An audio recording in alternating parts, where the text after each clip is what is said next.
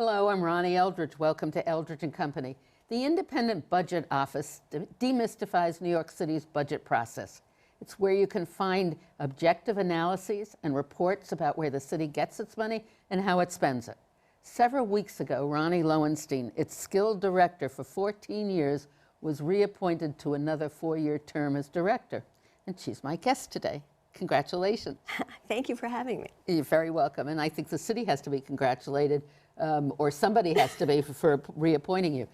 You've been there for through 4 mayors. Well, it's 3 mayors, but it's still a long time. Or I'm the 4th mayor. On my 3rd. No. Really? We started under Giuliani. Oh, all right, that's true. Then yes. into Bloomberg, and now de Blasio. Right. And you really were there since its beginning, but you weren't the director. Right. When I was hired, I was chief economist and deputy director. And when the first director left, I was appointed after a nationwide search. Oh, very good, huh? Yeah. And tell us a little bit about this. I mean, is it like the Independent Budget Office in Congress?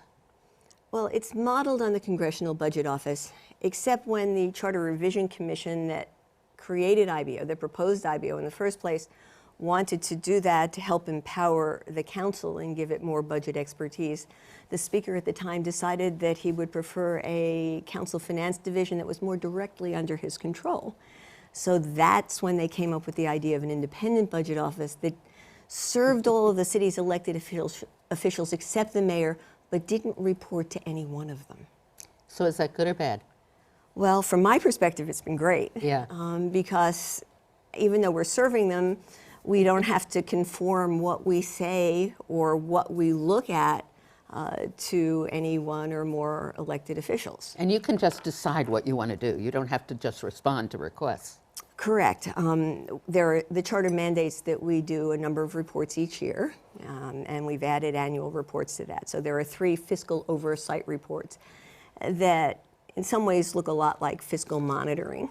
Mm-hmm. Then we've added an options volume along the lines of what the Congressional Budget Office does in Washington, which is a list of ways to bring the budget into balance with pros and cons for each, as balanced as we can make it. It's very interesting.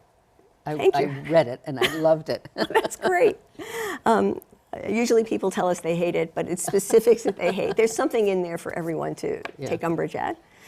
The purpose of it is, if there's a budget gap, how you can reduce expenses, right, and not change the way things, the result, basically. Well, some of them are decreases in services. Yeah. It's ways to... Or moving.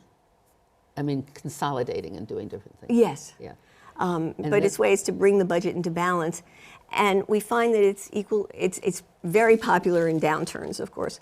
But year in and year out, people are looking for money to fund new programs or bring the budget into balance. And yeah, it's useful no matter what. Right. And then it also has suggestions about revenues. Oh, yeah. It's not just how to make it better. No, it's taxes and spending. So it's unlimited, isn't it, about the demands on a budget? Unlimited in the sense of, we could put anything in there. That there are so many things that could be done if we had money. More things than happens now. Well, I think... As far as the city goes. As far as the city goes, yeah, of course. Yeah, there's always something you can spend money on. Right. Absolutely. and I could, if you look at education, here's how much more we could get. Here, how many more teachers or whatever. We did this whole list, and you've got it on your website, and it's so interesting about what $10 million could buy.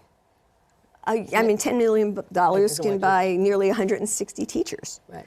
Now, grant you, we already employ about 75,000 teachers, but still, that's a lot of teachers and, could drive down class sizes.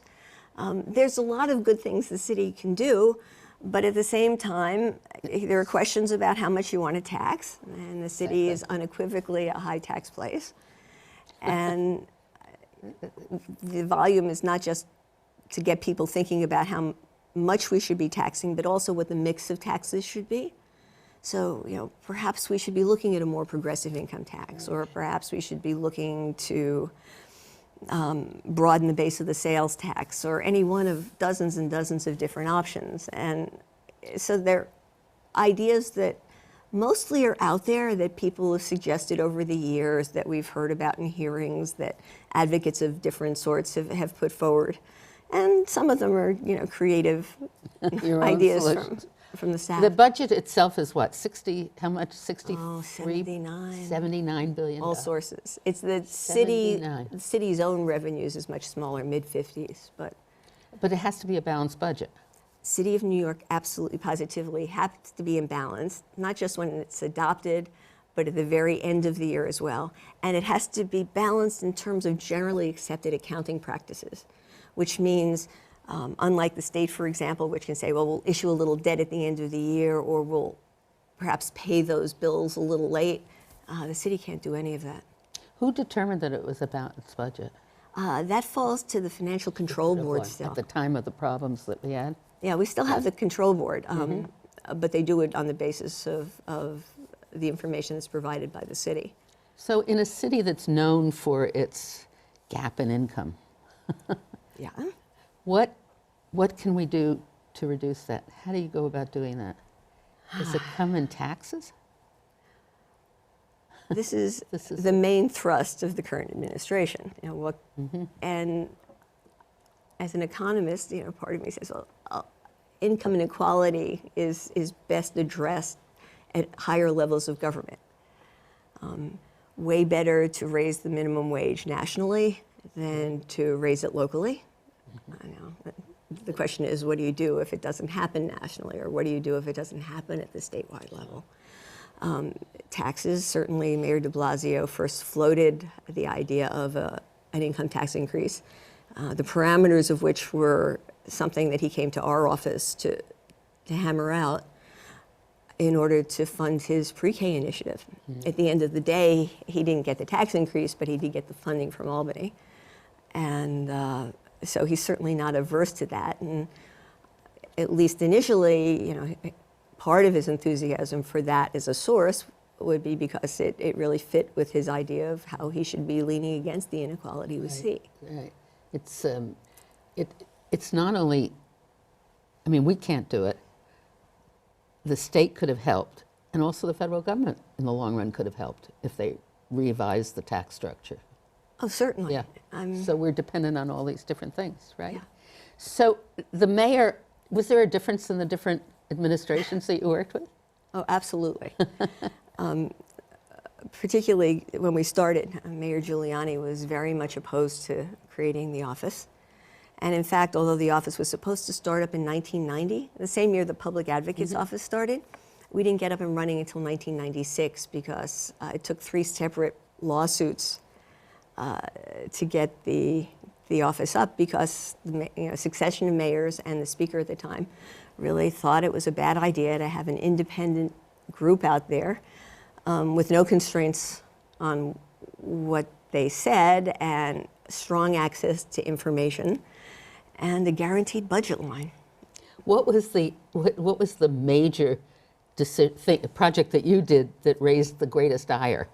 Oh gosh. It just occurred to me to ask it. I think it's a great question. It was probably stadium financing. Mayor Giuliani was really, before we even got to the Yankees, the mayor got legislation in Albany trying to defund us, and he actually tried 2 different referendums to get rid of us. But the very fact that we were out there was just an annoyance, and we were just starting up and trying to figure out what the hell we were supposed to be doing. And he was almost like,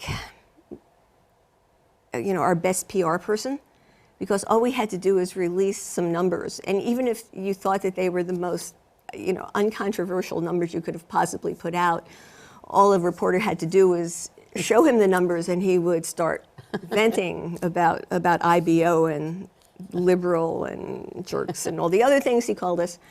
But he really became angry because he was very anxious to move Yankee Stadium to the west side, and was telling the public that a stadium financed by the city would pay for itself. And we did a study in which we gave him every benefit of the doubt, just everything, every assumption you could possibly make to to boost his numbers. And there was still no way that it could have happened that way. And yes, he was very upset. I can imagine. Yeah. And they had already named the West Side Highway, or whatever we call that avenue, to Joe DiMaggio Boulevard, or whatever it is, and it was really the whole Oh thing. gosh, I never put that together. Was that at the same time? I think it was around the same time. It was going to be the glorious moment, you know. And now you look at the West Side and you see what's happening there, and it's exciting and wonderful in a way that would not have happened had you had a stadium with massive parking lots surrounding it. Well, I'm afraid, though, that there's going to be much congestion on the West Side. You're talking to a West Sider in Midtown who gets very upset. The mayor's housing program involves building new buildings, including affordable housing. Yeah. Is that what 421A is? 421A is one variation on that. That's not, 421A isn't mandatory exclusionary, though. It's something you can opt into, where if you do, you get tax abatements, and in exchange, depending upon where the developments are, you may have to build affordable housing or may not. The state, though, can enact a tax abatement or exemption without the city's approval, right? Like the big building at on 57th Street, the famous case. Okay, well, it's even stronger than that. The city of New York is a creature of the state legally, and so the city of New York can the only thing in terms of taxes that the city can do on its own is to change the rate on the property tax. It can't do things like give tax breaks to homeowners or tax breaks to anybody else. It can't lower another tax. All of that has to go through Albany. So virtually any tax change. And the tax structure, the 4 classes of property, that's all from Albany. That's all from Albany. So the council can only decide which percentage goes to which classification. No, No, can't it even can't do even do that. that. The only thing the council can do is change the rate. And then there are formulas for how heavily it hits each class, and typically there's some sort of legislation in Albany that smooths that out or provides some additional help here or there. So 57, or whatever the name is, West 57th Street, the tall building that's gone up, where the apartments are selling, what, for $80 million or $65 million, it has a tax abatement. So if you read the advertisement of sales there, right, you can spend $45 million or something, and your taxes are like $6,000 a month, which is Initially very low. Yeah, and there's nothing we can do. Well, it's already been given. Yeah. There's been some discussion of various ways to perhaps curtail the abatement for either for very high-priced apartments or for apartments that are occupied by people for whom it's not a primary resident. So there's been lots of talk of mansion taxes and pied-à-terre taxes. Yeah. But once you've given a tax abatement, unless the city and state are willing to say, well, we're changing that now, it's it's there. You can't stop it. But over time, Right. that building Will come. will come fully on. So and these apartments taxed. are often sold to people who are not citizens, right? Who are not earning income here, they're often sold to people who live elsewhere. live elsewhere. Yeah. That's a good way of saying Yeah. it. And they're not working here. Typically, if you're living elsewhere, you're probably not working here. And they don't pay any income tax. If you're not a resident, you're not paying. Yes, that's where you're going, absolutely. Right. Once the commuter tax was gone, we no longer can tap into those incomes as a city. So do you think those issues are dead, or will they come back again? I don't think those issues are ever dead. Commuter tax, I think there's talk again of a commuter tax, but I think at the moment, most of the talk is in the context of trying to find some way to finance the MTA's capital budget, as opposed to a source of revenue for the city. Are you the only office like this in the country? No, there are a For couple of municipal? others. Yeah. I think San Diego has one. I'm drawing a blank. I think there are a couple, but it's still unusual. Yeah. Yeah. And what do you like to do the most in this office? What do I like to do? I like public policy research, and I like looking at other people's policy research and I like strategizing about what we should be doing and how to present what we do. I have strong feelings about, I'm an economist, and I find that most economics that I read is almost indecipherable. And I have strong feelings about finding a way to translate it, To demystify it so we understand so that it. people get it. Yeah. And I think I spend a lot of my time looking at drafts of interesting pieces and finding ways to put them into plainer English, and demystifying, that's a good word. So, and so much of it is on your website because you're so interested. Well, I guess all of it is, right? Virtually all of it. Right. I mean, if we do a significant amount of work on anything, we put it up there. So if you're an the- elected official asks us a question, we try very hard while we're researching the answer not to divulge who the questioner is. That's And interesting. then we give the elected official a draft and say, here it is. If you'd like to have your name attached to it, it's yours to release. If this isn't an answer you like, understand it's going to be put up on our website, but it won't have your name on it. So you're the heart of transparency and economic analysis of the city. Well, More certainly than that. fiscal More than that, analysis. Yeah. No, we try to put it all out there. That's an awesome responsibility. It's a terrific job. Yeah. It really is. Yeah. And I've got some people that I've been working with for a long time now who have been great. And How large is your staff? I think we're about 38 at the moment. And we had expanded our responsibilities over education were expanded when mayoral control came in. And so people, for some reason, were not trusting the information that was coming from the Department of Ed. And money was put into the budget. It's city money, but mandated by the state for IBO to come in and look at the Department of Education, not just from through a fiscal lens, but more broadly. And so it's taken time to build up the education unit, and now we've got a huge databases on. It's the largest amount of money in the budget, is that right? Without question. Yeah. Yeah. It's very interesting. Oh, here's our Yeah. spending. It's 29%. Yes. Right. It's more than public, what do you call social services? Social services is just Right. almost 20%. And the debt limit, Debt service is less than 10%. It's so interesting. So what are some of the recommendations you've made with the Department of Education? Aha. That gets to another important point about IBO, which is we don't make recommendations. Oh. In theory, we could. Yeah. But we chose not to. We basically modeled ourselves on the Congressional Budget Office in this, which chose not to make recommendations also. And the feeling was that as soon as we started making recommendations, we would be politically pigeonholed somehow. The liberal independent budget office or the conservative or the whatever. And That didn't stop Giuliani from calling it a leftist oh, group, of right? course not. No, nothing like that. Yeah. But we were mainly concerned with the credibility of the numbers and the analysis we put out. And we felt that in order to maintain that, it was best not to make recommendations. That doesn't mean that we try not to frame things in a way that people understand the policy implications of what we're saying. So if you read through our work on property taxes, and we've done a huge amount of it over the years, spearheaded by George Sweeting, our deputy, you come away with the feeling that there's virtually nothing in the city's property tax that makes sense. We don't go out there and say, now we have to blow up the property tax, but it's hard not to reach that conclusion from looking at the whole range of problems that exist there.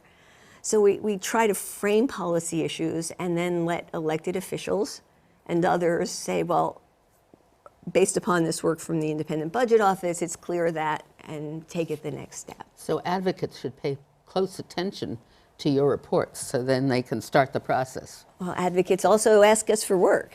I mean, so you can do come to that. us and say, well, can you do this or that or the next thing? So major piece of work we did for an education advocate group, I guess the Education Quality Alliance, what is it? Alliance for Quality Education. Yeah. I'm constantly getting the Right. names confused. Asked us to look at high schools and look at programs within high schools and how they varied across the city.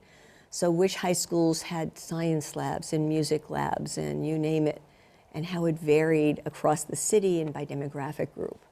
And they've come back and asked us to do the same for junior highs, and we're looking at things like So how honors does it programs. A lot. Like what?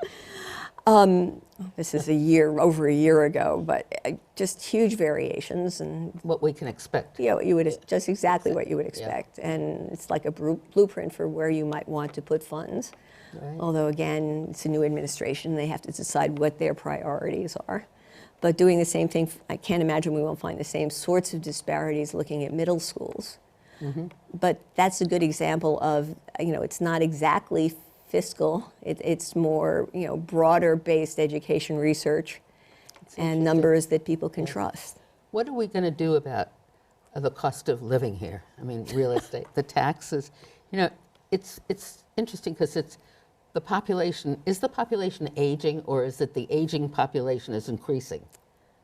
I live on the west side, so it seems to be aging, but that's entirely myopic. I mean, I'm not even sure that the population is aging, because think of the, and we haven't done work on this, but think of the extent to which New York City has been a magnet for young people in recent years. Right. I mean, it's great. And in my tenure in New York, seeing all these young people clamoring to get into town and willing to live Triple, quadruple. in tiny little rooms to do so has been exciting and wonderful. And I'm a huge New York booster. Yeah. So I'm not even sure that the population is getting older necessarily. And Well, that's great. I think it is. I mean, I don't think the whole population, but we have more older people than we've ever had before. That's entirely possible. And they present one problem with housing, because even if they own their apartments and they're on a stable, what do you call it, income, it doesn't change much. It's Fixed increasingly fixed income. It's increasingly hard to keep up with the taxes, the property taxes and stuff. And then you have the younger people who are finding it harder to even rent real estate. So I don't know. What do you do? Well, there are various kinds of circuit breakers to help the elderly. The problem facing the young people is a problem that's been the same for a very long time. And particularly when the city's economy is as healthy as it is at the moment, is going to continue to be an issue. I know the mayor's talking about 800,000 units of affordable housing to preserve or to create. That could be a help. If they really are focusing on dramatically increasing the number of apartments that get built, particularly if not all of them are your 157s. Yeah, right. That would be a big help. But the city in recent years has been creating huge numbers of jobs. I mean, we're about to hit our 4th straight year of over 80,000 jobs a year. Where are the jobs? Primarily in, I admit, typically lower paying occupations.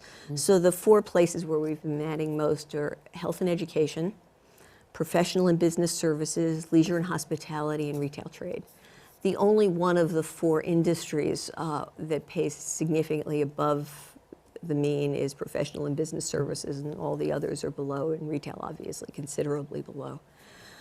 But this growth has been happening over the last several years without growth in the financial industry, and particularly in the securities sector, which had in the past always been the driver of the city's economy. So we're getting this more diversified job growth. I mean, for years, think about it, everybody kept saying, well, we've got to diversify the city economy. All of a sudden, the city's economy is more diverse. We're still maintaining job growth, and we've got some sectors that are really exciting in terms of tech and things like that are growing, and ultimately, they're not huge numbers of jobs now, but eventually. So you're very optimistic. The city is in good fiscal condition right now. The city at the moment is in good fiscal condition. For one thing, the city, I think Mayor Bloomberg said early on that he was determined not to leave his successor with the same gaps that he inherited, and he did so.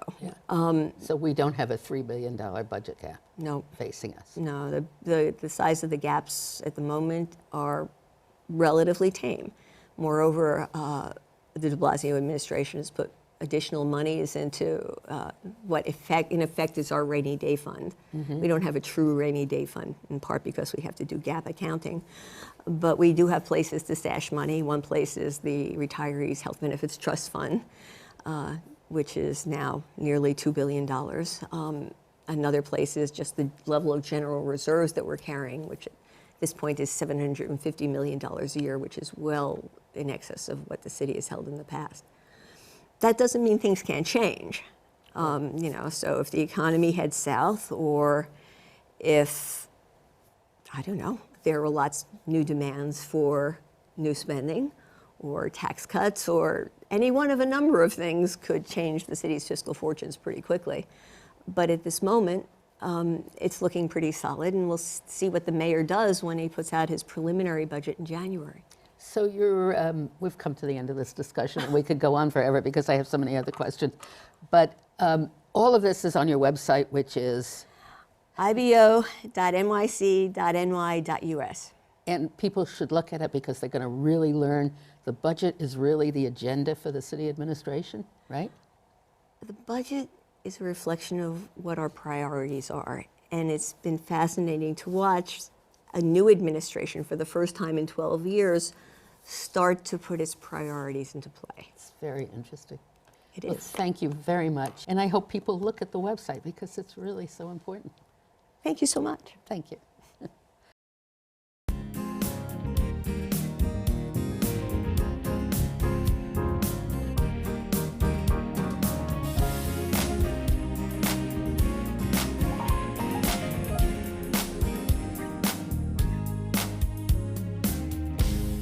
If there are any people you'd like to hear and topics you'd like us to explore, please let me know.